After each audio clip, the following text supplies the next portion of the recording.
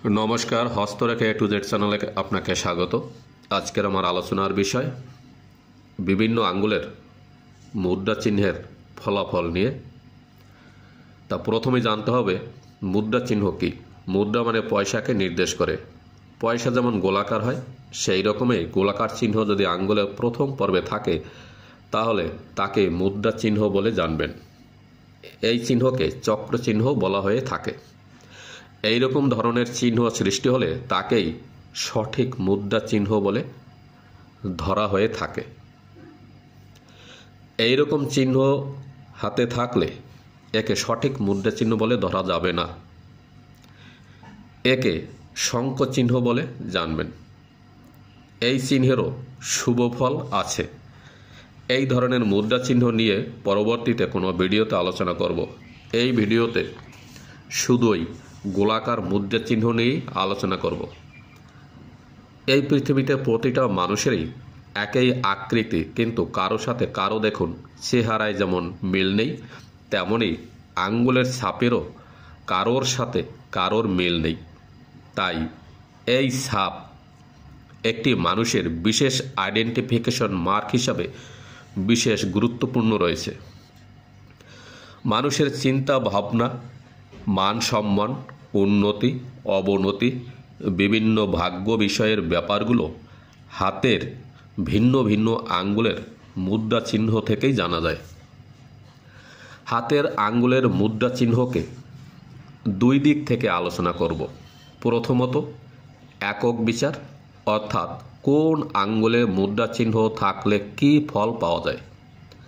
দ্বিতীয়ত সমষ্টিগত বিচার, অর্থাৎ দুই হাতের 10টি আঙ্গুলের মধ্যে মোট কয়টি আঙ্গুলে মুদ্রা বা চক্র চিহ্ন থাকলে তার কি ফলাফল।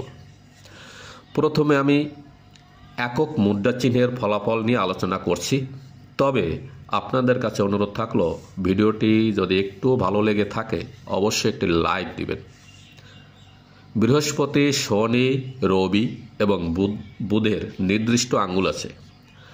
সাধারণত যে আঙ্গুলে মুদ্রা চিহ্ন থাকবে সেই আঙ্গুলের ফল বা বৈশিষ্ট্যকে অনেকাংশেই বাড়িয়ে তোলে। আপনি আপনার হাতের কোন আঙ্গুলে মুদ্রা চিহ্ন আছে সেই হিসাবে মিলিয়ে দেখতে থাকুন, অবশ্যই মিল খুঁজে পাবেন। অথবা আপনার কোনো বন্ধু বা আত্মীয়ের হাতে কোন আঙ্গুলের মুদ্রা চিহ্ন দেখে মিলিয়ে শুনতে ও দেখতে থাকুন, দেখবেন বৈশিষ্ট্যগুলো মিলবেই। প্রথমত কোনো জাতক বা জাতিকার বৃদ্ধাঙ্গুলে মুদ্রা চিহ্ন থাকলে তাদের মধ্যে ইচ্ছা শক্তি হয় প্রবল। অর্থাৎ ইচ্ছা শক্তির সহায়তায় যে সকল কাজসমূহ করা সম্ভব। এরূপ জাতক জাতিকার দৃঢ় ইচ্ছা শক্তি হওয়ায় সেই ধরনের অনেক কাজেই সম্পন্ন করতে পারে। যেমন ধরুন, ক্লাসে ও প্রথম হয়, আমি কেন পারবো না। ও গাড়ি কিনেছে, আমি কেন পারবো না। এগুলো প্রবল ইচ্ছার কারণে হয়ে থাকে। আর যেসব জাতক জাতিকাদের বৃদ্ধাঙ্গুলের প্রথম পর্ব বা মাথার দিকে স্পষ্ট মুদ্রা চিহ্ন থাকবে, সাথে ওই আঙ্গুলের প্রথম পর্বটি যদি বড় হয় এবং দ্বিতীয় পর্বটিও মোটামুটি প্রথম পর্বের সমান হয়, তাহলে তার ইচ্ছা ও যুক্তিবাদিতার সাথে কাজের জন্য অধিকাংশ ক্ষেত্রেই সফলতা আসবেই। বৃদ্ধাঙ্গুলে দ্বিতীয় পর্বটি যুক্তিবাদিতাকে নির্দেশ করে। এবার আসুন তর্জনীতে, অর্থাৎ বৃহস্পতির আঙ্গুলে মুদ্রা চিহ্ন থাকলে সেই জাতক বা জাতিকার যে কোনোভাবেই হোক ব্যক্তিত্বের বিকাশ ঘটবেই। এর সাথে এই আঙ্গুলটি যদি রবির আঙ্গুলের তুলনায় সামান্য হলেও বড় হয়, তাহলে তার মধ্যে একটা লিডারশিপ মাইন্ডের কাজ করবেই। এদের মধ্যে নেতৃত্ব দেওয়ার মতো বিশেষ একটা ক্ষমতা থাকবেই। মধ্যমা শনির আঙ্গুলে স্পষ্ট মুদ্রা চিহ্ন থাকলে এই ধরনের জাতক জাতিকা সাধারণত সংযমী হয়ে থাকেন। নিজেদের মনের ইচ্ছা বা পরিকল্পনা এরা অন্যকে জানাতে চায় না। এদের মধ্যে লোক সংবরণ ক্ষমতা দৈবভাবেই থেকে থাকে। এদের জীবন অনেকাংশেই দৈব দ্বারা নিয়ন্ত্রিত হয়ে থাকে। এই সব জাতকদের অন্যান্য বিশেষ রেখাগুলো ঠিকঠাক থাকলে দৈবধন প্রাপ্তির যোগ থাকে এদের। কেতু বা শনি ক্ষেত্রে মৎস্য চিহ্ন থাকলে লটারি বা ফটকা জাতীয় কোনো ব্যবসায় এদের আর্থিক উন্নতি হওয়ার সম্ভাবনা প্রবল থাকে। এবার আসুন, অনামিকা অর্থাৎ রবির আঙ্গুলে কোনো জাতক জাতিকার যদি স্পষ্ট মুদ্রা চিহ্ন থাকে তাহলে সেই জাতক বা জাতিকার মধ্যে কম বেশি কোনো না কোনো প্রতিভা অবশ্যই থাকবে, এতে কোনো সংশয় নেই। দরকার হলে পরীক্ষা করে দেখতে পারেন। তবে প্রাপ্ত প্রতিভার কতটুকু বিকাশ লাভ করবে তা নির্ভর করবে হাতের অন্যান্য রেখাসমূহ ও পরিবেশ পরিস্থিতির উপরে। কনিষ্ঠা অর্থাৎ বুধের আঙ্গুলে মুদ্রা চিহ্ন থাকলে সেই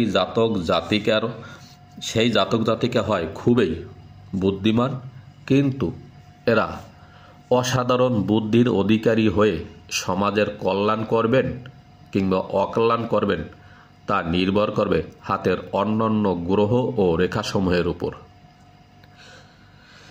এবার আসা যাক সমষ্টিগত মুদ্রা চিহ্নের ফলাফল আলোচনায়। দুই হাতে আমাদের মোট 10টি আঙ্গুলের মধ্যে যে যে আঙ্গুলে মুদ্রা চিহ্ন আছে তা ভালো করে জানতে হবে বা লক্ষ্য করতে হবে। দুই হাতে মোট যে কটি মুদ্রা চিহ্ন আছে তা যোগ করে ফলাফল জানতে হয়। প্রথমত, উভয় হাতের 10টি আঙ্গুলের মধ্যে একটি মাত্র আঙ্গুলে মুদ্রা চিহ্ন থাকলে সেই জাতক জাতিকারা সাধারণত সুখী ও সুপ্রতিষ্ঠিত হয়ে থাকেন। দ্বিতীয়ত, উভয় হাতে মোট 2টি মুদ্রা চিহ্ন থাকলে সেই জাতক জাতিকারা তাদের নিজের কোনো গুণ, সৃষ্টি বা কাজের জন্য রাষ্ট্রীয় সম্মান বা পুরস্কার লাভ করতে পারেন।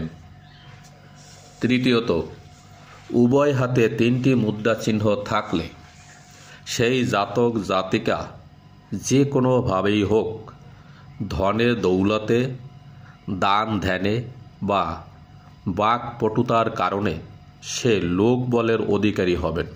বিশেষ বিশেষ সময়েরা লোকের ভালো সমর্থনও পেয়ে থাকেন। চতুর্থত, উভয় হাতের 10টি আঙ্গুলের মধ্যে যদি 4টিতে মুদ্রা বা চক্র চিহ্ন থাকে তবে সেই জাতক জাতিকা পাণ্ডিত্যের অধিকারী হন বটে, কিন্তু আর্থিক অভাব এদের জীবনকে যেন জড়িয়ে রাখে।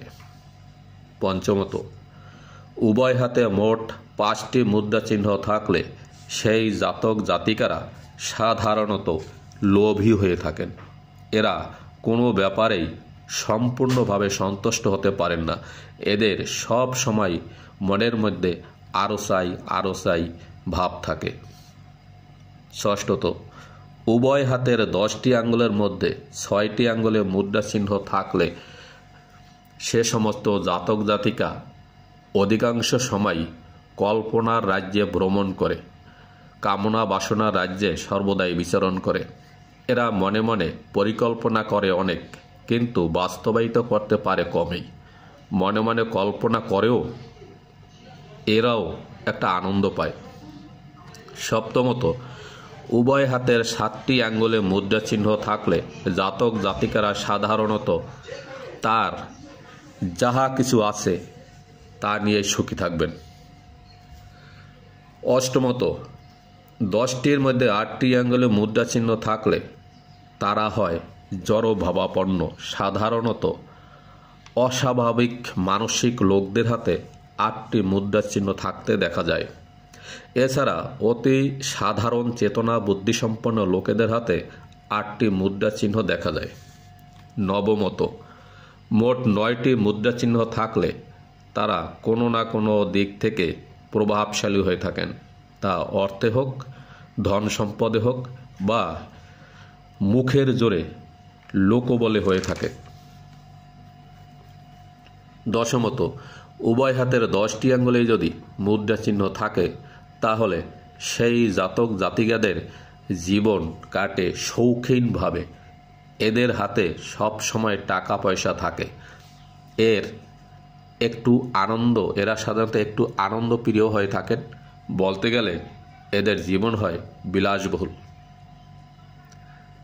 11তম, 10 আঙ্গুলের মধ্যে যদি কোনোটাতেই মুদ্রা চিহ্ন না থাকে তাহলে যতই সে উপার্জন করুক টাকা পয়সা এদের হাতে তেমন থাকে না, এরা একটু আবেগপ্রবণ হয়ে থাকে, আবেগ তাড়িত হয়ে কাজ করে, অনেক সময় নিজের ক্ষতিও ডেকে আনে। এছাড়া অন্যান্য জ্যোতিষী বিশেষ করে বেনহামের মতে উভয় হাতে একটিমাত্র মুদ্রা চিহ্ন থাকলে অত্যন্ত শুভকর। এরূপ জাতক জাতিকারা সাধারণত রাজতুল্য ক্ষমতা ও সম্পদের অধিকারী হয়ে থাকেন। খুব কম জাতকের হাতেই সাধারণত একটি মুদ্রা চিহ্ন দেখতে পাওয়া যায়।